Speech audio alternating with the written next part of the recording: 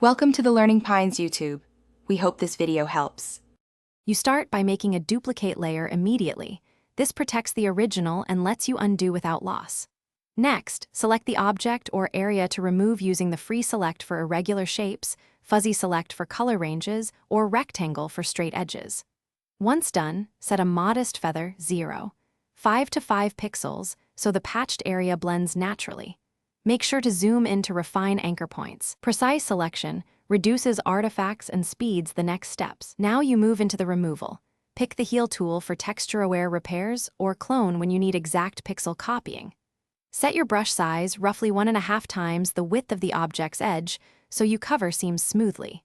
Hold Ctrl and click to sample a nearby clean area, then paint over the selection in short, guided strokes. Once done, tweak brush hardness and opacity to match surrounding grain. This prevents sharp repeats and preserves lighting continuity.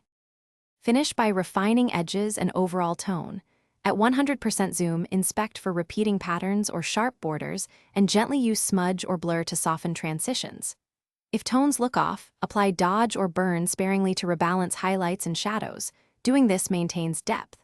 Once everything blends, merge visible layers or export a copy. Keep an XCF for future edits, then export PNG or JPEG for sharing. If something looks wrong, undo stepwise and resample a different source. That usually fixes stubborn artifacts. Thanks for watching. Consider subscribing if we helped you.